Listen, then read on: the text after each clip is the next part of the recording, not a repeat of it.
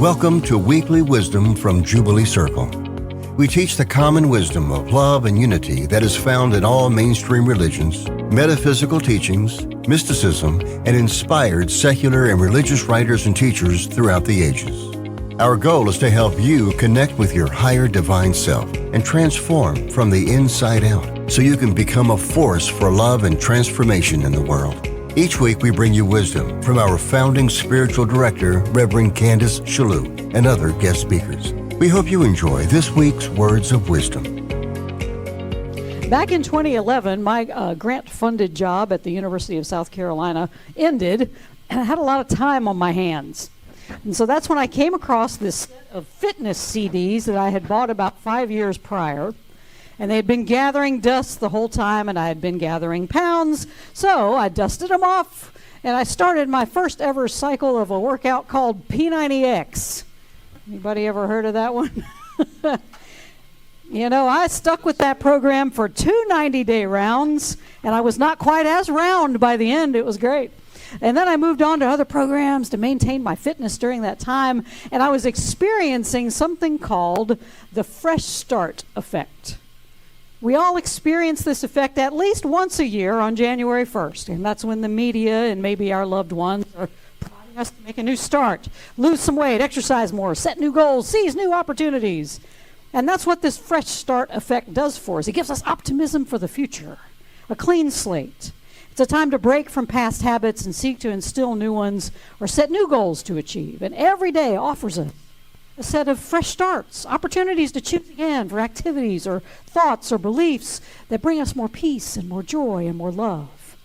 So this morning, Agape licensed spiritual practitioner Deb Varn is going to teach us how practicing the art of beginning again can allow us to take back our power through awareness and find our freedom in the decisions we make in every moment. And if we practice this long enough, we'll notice that each moment offers us a chance to begin again and make new choices. And that will make you say, Oh, yeah. Hear these wise and holy words.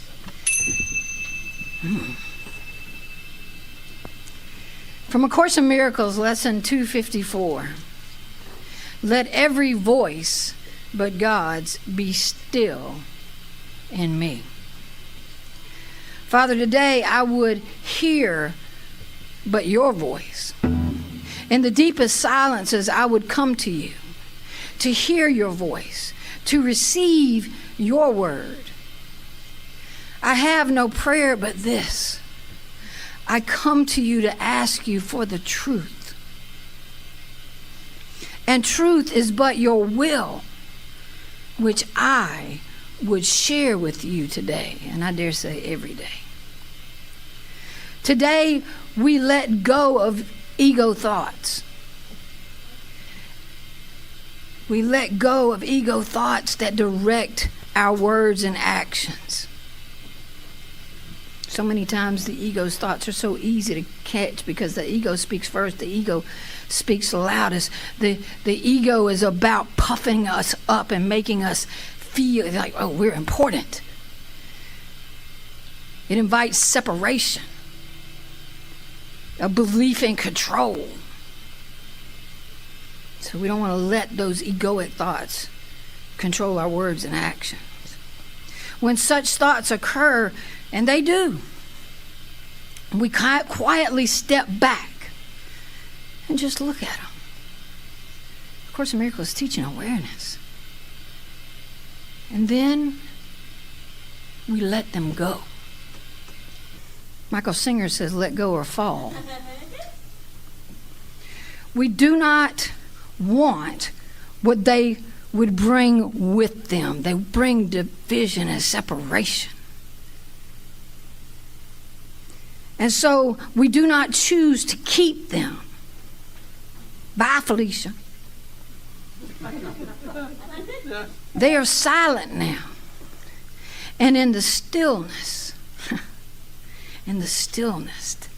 hallowed by his love, in the stillness, hallowed by the love of the Creator, God speaks to us and tells us of our own will as we have chosen to remember him. And another thing from the course that I love is, I will step back and let you lead the way. And from an agape person, her name is Fatimata, and I'm going to mess it up, but it's Sanago. Yes. And it's a little booklet called 31 Principles, and it's based on the teachings of Reverend Michael. And she has, and again, it's 31, so it's like a little devotional, and it has the reading and affirmation at the end, and it's one of the things that are part of my morning practice today. And she said, negativity doesn't have a cause. It's merely a mist. It's the illusion. That's not what she's saying, but you know what I'm saying. If negativity had a cause, it would last forever. It can never be shifted. So-called negativity arises from the ego's sense of separation from the whole. Me, myself, and I. Swimming in a pool of me and the ego.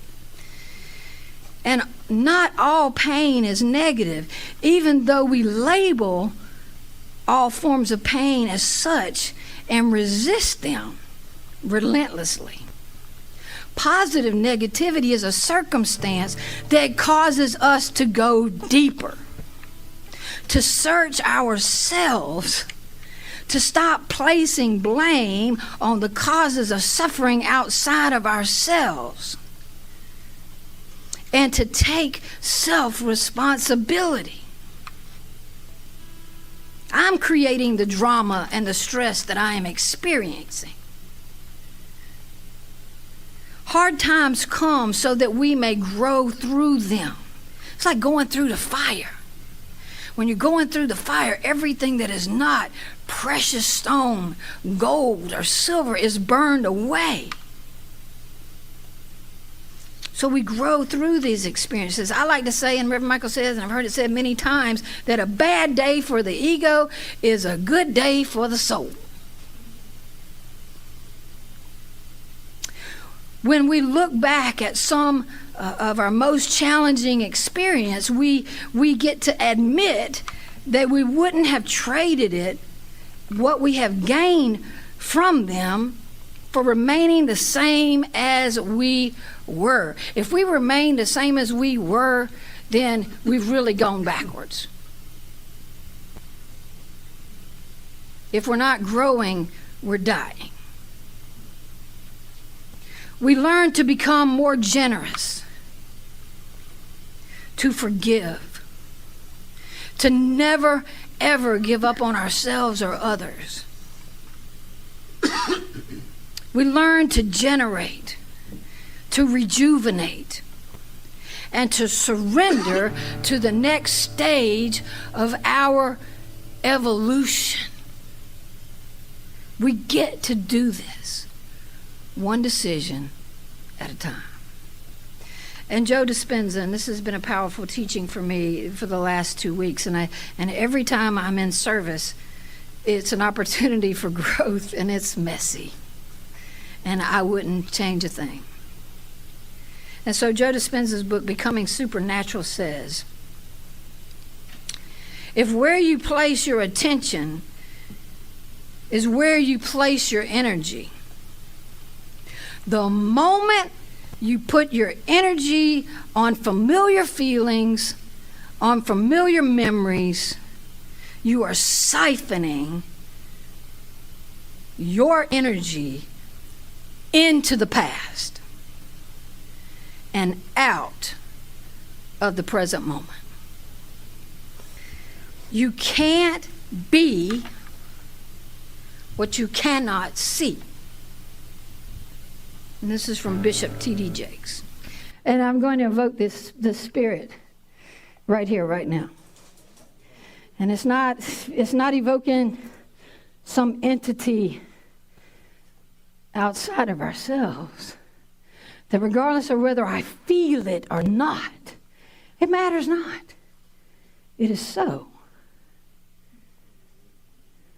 that we get to be grateful. And gratitude raises our vibration. And so I am grateful for this moment that I get to be in. I'm grateful for this band that we get to co-create with. For the synergizing effect that music has, that it's like praying twice. Grateful for each and every person that is in this space, that is in YouTube land, that is wherever they are on the planet, that'll be drawn into this experience at the perfect time, the perfect unfolding. There are no mistakes in the infinite. Divine order is. Recognizing that God is divine order, regardless of appearances. Something wonderful is always seeking to happen. Because the universe is friendly. God is for us and never against us. That good and love has the final say, because that is the infinite. Eternal, changeless. The Spirit is not sometimey. Changeless. God is. And I am one with this power, this presence. It is in every cell of my body temple. It oozes, it speaks, it heals. It is one with me. I'm one with it. And as this is true for me, it's true for each and every being here, each and every being within the sound of my voice, even each and every being within the reach of YouTube. All beings, all sentient, all living things, everything is one with God, one with each other, and one with all it is. And so it's from this place of oneness that I get to surrender and feel the presence of God and hear the presence of God. And I say, speak, Father. Speak, Mother. Speak, Spirit. For your servant heareth. Blessing the service, blessing each and every one on the sound team, on the tech team, the band, the instruments, the microphone, the energy, the rain. Blessing it all, calling it good, calling it a holy encounter. A divine assignment that we have each said yes to. And I say yes, yes, and thank you for the opportunity to serve. And I simply say, amen. Whew. I love Spirit. I have walked through many things in my life. And even though at times I felt very much alone, Sally Turner reminded me that I am never alone. Even though because I was going through stem cell, and there were days when I had to have our care providers, and I was like, Lord, please give me a minute by myself. But we are never, ever alone. And that's so important today that we're going to talk about this, because one of the gifts that we have given, one of the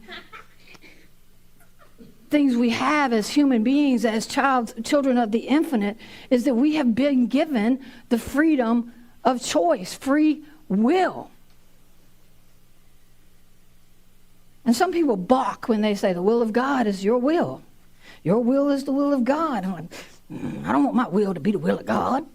I want my will to be my will. And it's in our stubbornness and stomping in a circle. Lord knows I stomp in a circle sometimes when things are not going my way. My little 8-year-old has a tantrum sometimes. And then I notice, it may take me a minute, I bring myself back through awareness, and for me, I pay attention to my body, and I used to tell my students this whenever they would come into the Solution Center, which was what some people call in-school suspension, but Jane Wyatt taught that we go there to find solutions for our problems. And so one of the things that I would teach them, if they were angry, they got in a fight, or they were disruptive, when did you notice this? What did you feel in your body? Where did you feel it in your body? And a lot of times they will say, well, my heart started beating fast. I said, that's great. That's great. That's a great thing to notice. What else? Did you notice anything else? They were like, my muscles got really tight. I was balling up my fist. I said, you're brilliant. I'm so glad that you noticed that. Next time, I want you to try this. When you feel your heart start to beat fast, or you feel your muscles start to get tense, or Jane Wyatt, I'll tell you this about her, and this is something you never ever want to experience. Jane is a Cancer, she's an introvert, but if she ever gets irritated, you will know it because the red will rise. She is a natural redhead, okay? And the red will rise. You can watch the red color of her skin rise, and if you let it get all the way up to her face, God bless you. But I pay attention when you see that, and it gives you an opportunity to back up. And so I would teach my kids, try to walk away next time. Try to ask for help rather than giving in. And let me know how that works. And it doesn't always work the first time. You know, sometimes we forget. Because when you are upset, you're upset. And it's okay to be angry. But we can't let our emotions be in charge of the decisions we make and the actions that we take.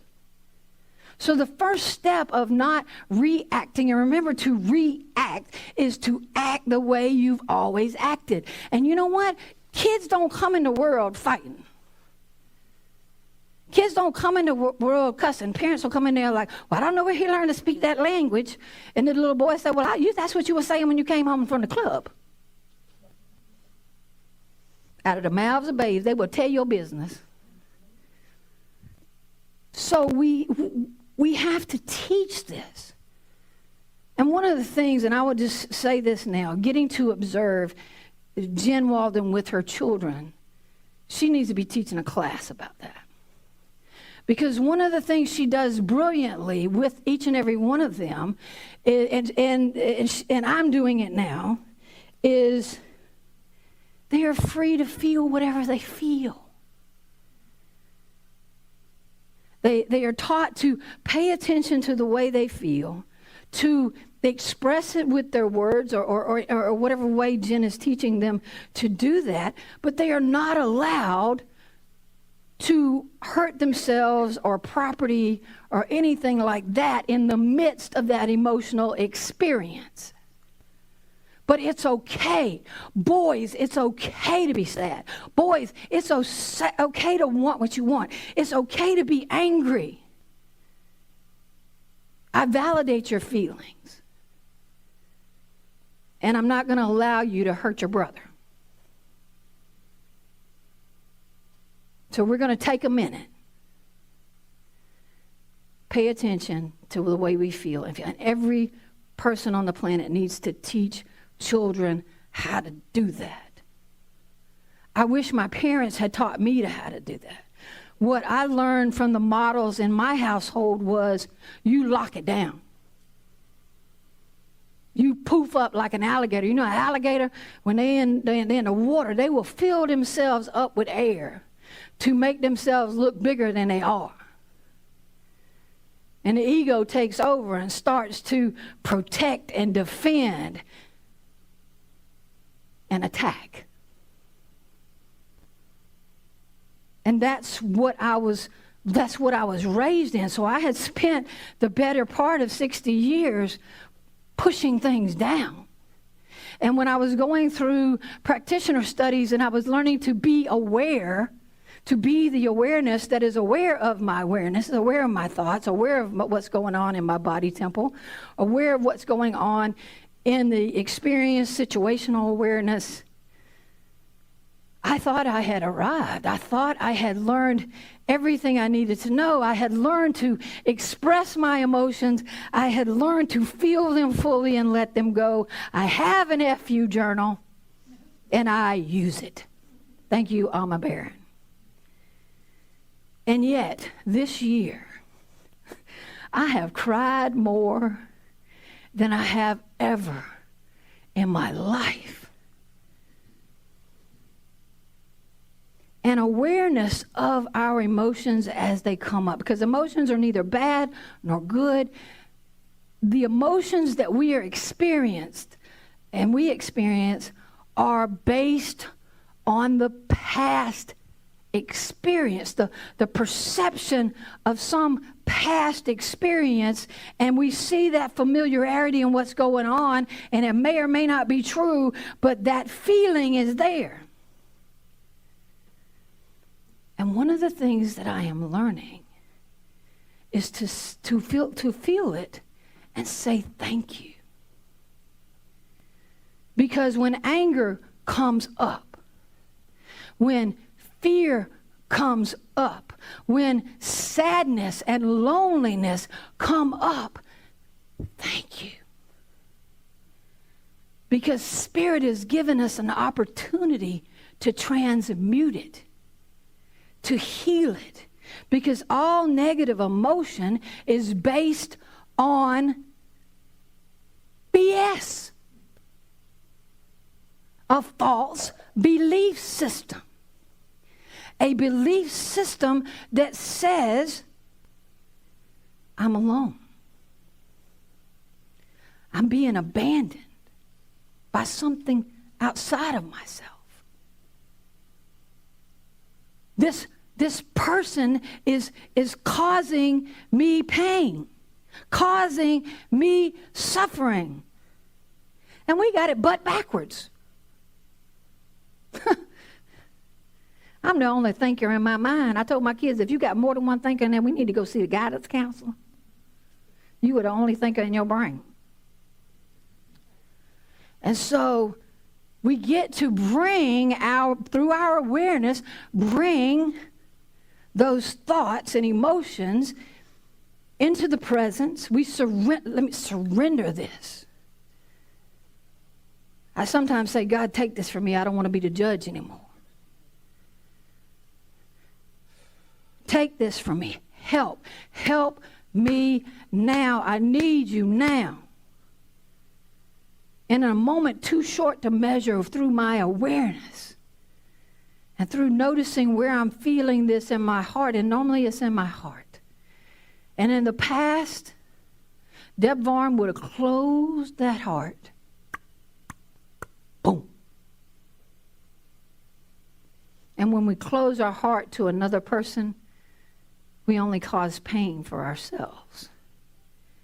And so one of the first times in practitioner studies, Eileen McCullough, I love her now, she said, you need to open your heart, Deb. It's not open. And all my friends were like, what'd she just say? She said, one of my friends said, you are the most open-hearted Virgo I have ever met. But she was right. We get to choose to either close it or we get to open it. And when we close it, we cause our own suffering. Because most of the people we close our heart to, they're not even thinking about us. They are going on with their life. And we are stuck in a past and choosing our own suffering. And Reverend Victoria Thomas is one of my favorite teachers. And I remember hearing her say once that pain is pain and suffering is optional.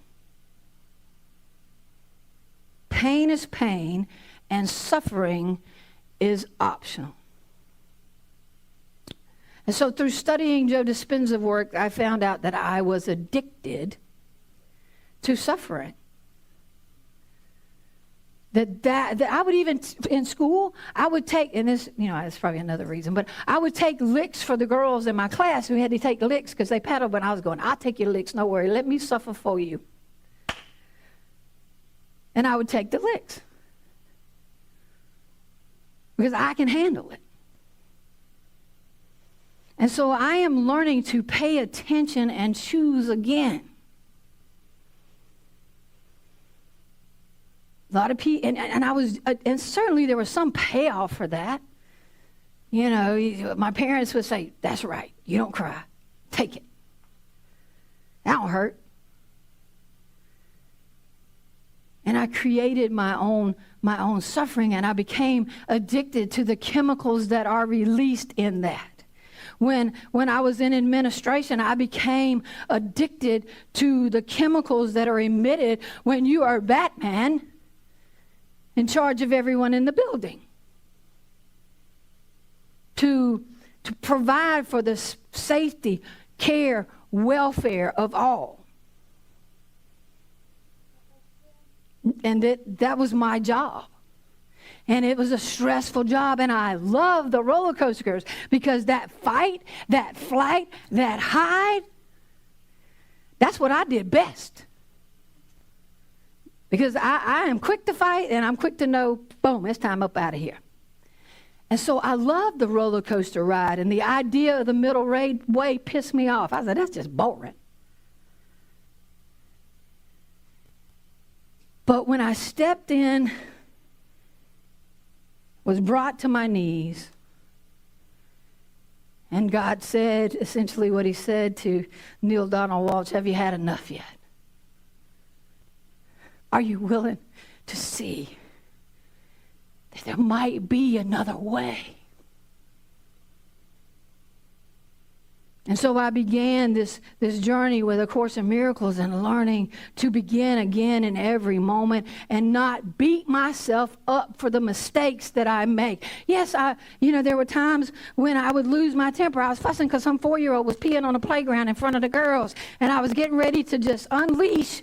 And Connie Caldwell said, "Boss, he's 4." And so I'm grateful that God put people in my life to help me to remember things like that, to bring myself back to the present moment and begin again, to surrender my stinking thinking to Spirit. Be you in charge, for I would follow you, certain your way brings me peace. And people would rather die than change. I'll tell you, I've been there. Because I'm addicted to sugar and white flour. I love it. I'm a hedonist to the core of my being. And my mama used to say, a hard head makes a soft behind. And so there's nothing more powerful than a made-up mind. But we're going to have to get used to doing things differently. And this guy I heard speaking the other day that a friend told me about, his name is Doug Lipp. And he's like somebody that speaks to business people. And he said that in order to change, we have to be willing to work left-handed. You ever tried you write for 30 seconds, write your name with your right hand for 30 seconds, and then stop. And then you try writing your name with your non-dominant hand, and how awkward that feels. Oh, you can't read my handwriting. It's not going to communicate what I want to communicate. It feels awkward. It's uncomfortable. We have to be willing to play left-handed, to do uncomfortable things like Candace was talking about starting her new diet. Be willing to lean into that. And I will tell you something that has worked, because I'm like a little old lady when it comes to something sweet after I eat. My mama wanted something sweet and a cigarette. I'm glad I didn't get that one. But, that if I say, I surrender this to Spirit, and I just sit for a minute, and that sensation, that craving, it subsides. So as we begin these new things, we're going to have to be uncomfortable. We have to remember we can't put new wine in old wineskins.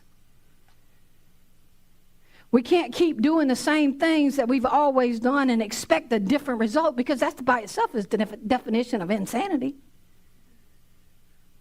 We can't have the same vision for our lives that we had a year ago. We can't have the same vision for our life that we had yesterday. That's why I love that Reverend Michael teaches through the life visioning process that it's not a one and done. That every area of my life I vision, and you know, my best friend reminded me, did you vision around this? It's like, well, no. And so I had to go back and say, what is seeking to emerge in, through, and as my life? What quality do I need to develop? What quality do I need to cultivate? What do I need to lean into?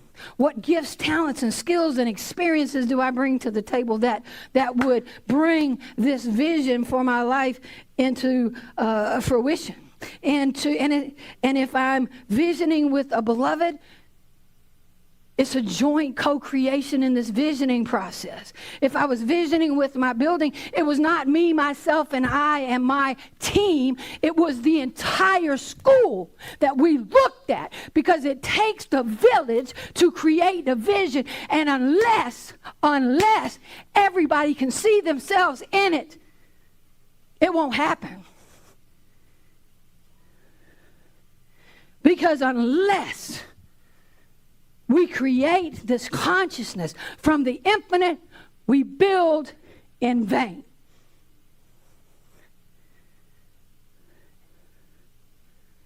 Every person has a job. Every person is important. Each one of you have gifts and talents that only you can deliver. So the invitation is to vision and make sure you're hearing the voice of God. That we get our bloated nothingness out of the way. It is not about me. It is about the Spirit of the living God. It is about God expressing Himself, loving through us, healing through us. It is God that does the work, not me, myself, and I. So again, I get my bloated nothingness out of the way. And so Joe Dispenza teaches that many times we are stuck in the body. Our focus is in the body. Our focus is on the experience. Our focus is on time. We have to be willing to take ourselves out of the body. We are not our bodies. We are free. We are still as God created us. We take our consciousness out of the body. That's why my body was healed. Because I took my consciousness out of my body, placed it on the truth, and placed it in the field of infinite possibilities. Out of the body, out of the experience. Because if we're focused on the experience, we're creating more of that same experience. We're focused on the past that wasn't real to start with. Adele said this, things are never as good or bad as we remember. It was life. And we get to choose, we get to say. Because I was one that was like, oh man, those were the good old days. Life was wonderful. This person was wonderful. This is what I want in my life. And you know what I ask myself now? Is that really what you want? Do you really want that same experience?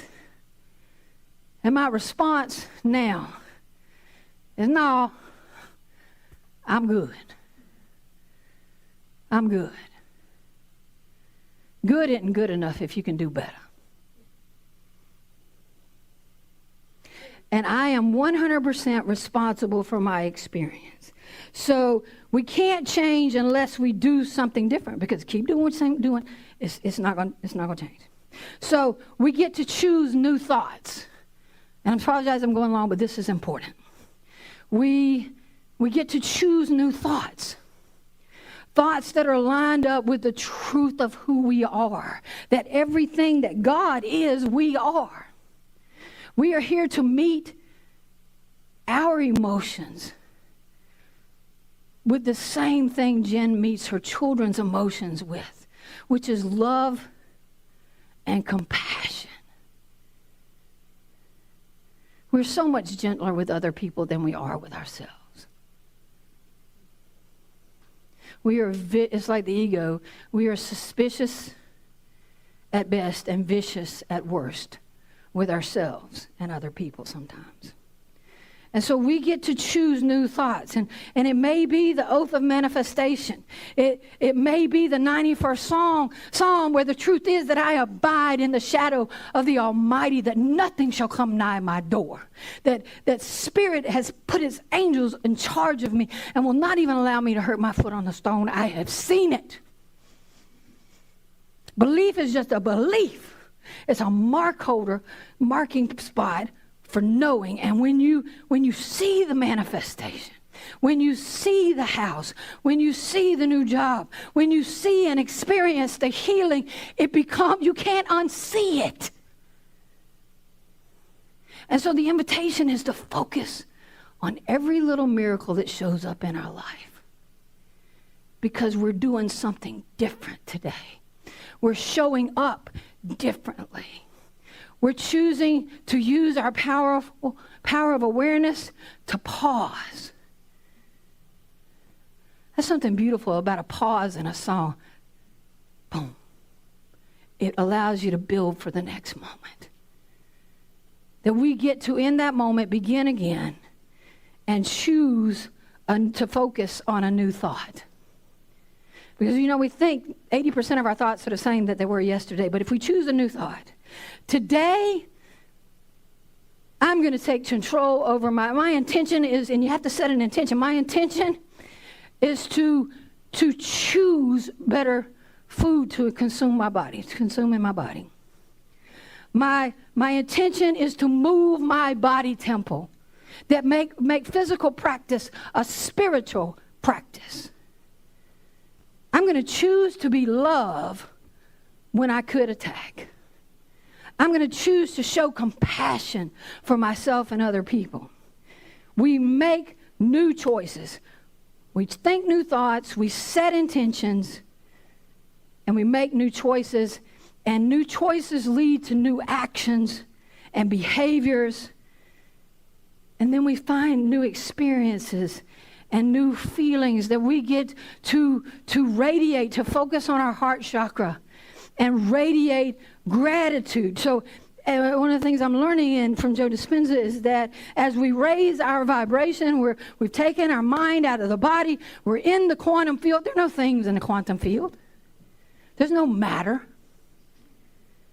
Our vibration is raised, and our feeling, we focus on that feeling of it's already done.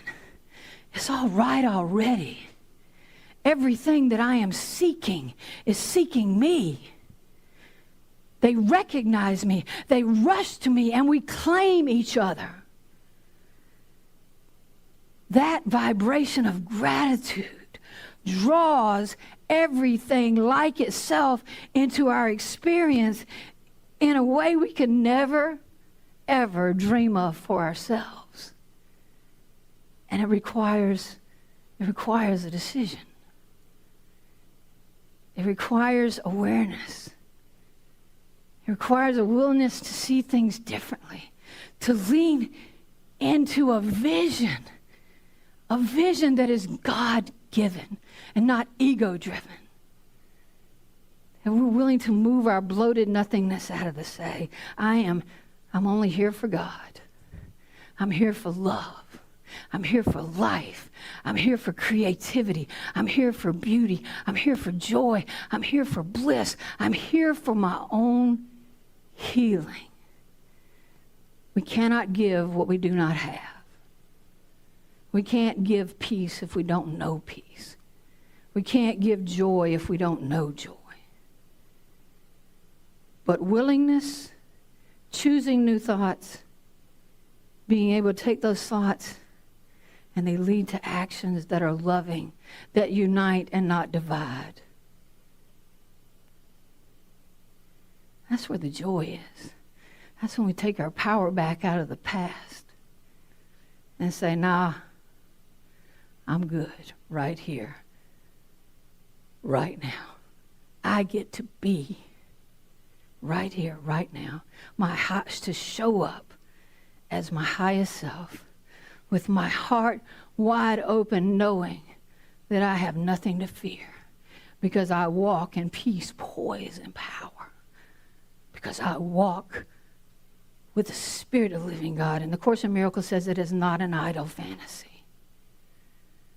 That it is so, and that if I reach out my hand, my brother takes it. This is no idle fantasy, jubilance. I have seen it. I can't unsee it. And I as Reverend Michael says, I don't want you to listen to me. I want you to listen to what I'm listening to. I want you to know how much you are loved. How much Spirit needs each and every one of us. Without us, God is left undone.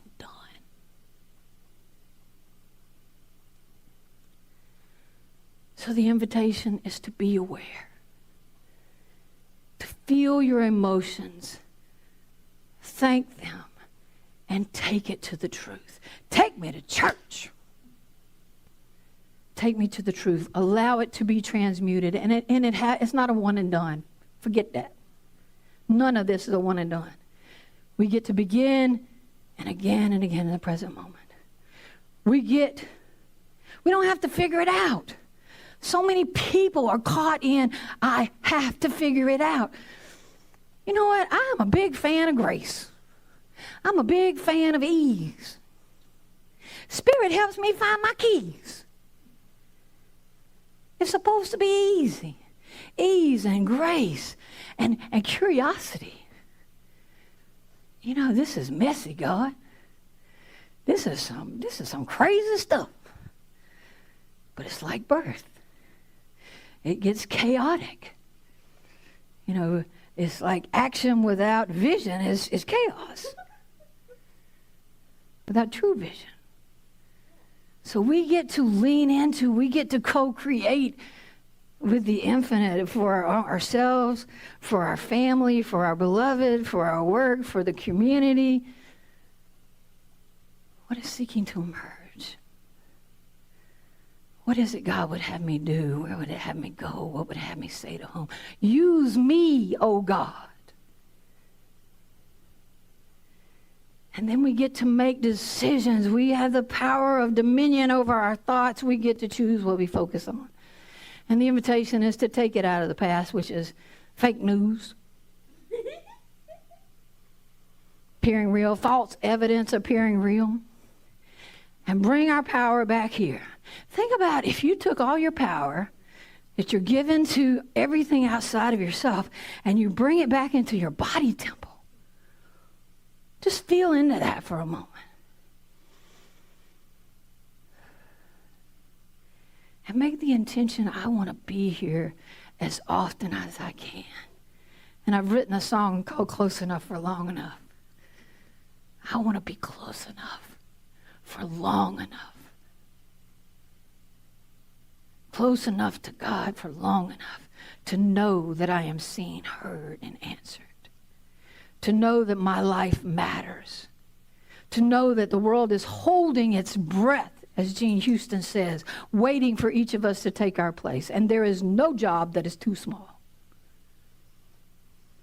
And we have to remember that it is God that does the work in, through, and as us. And choose thoughts, choose actions, choose to show up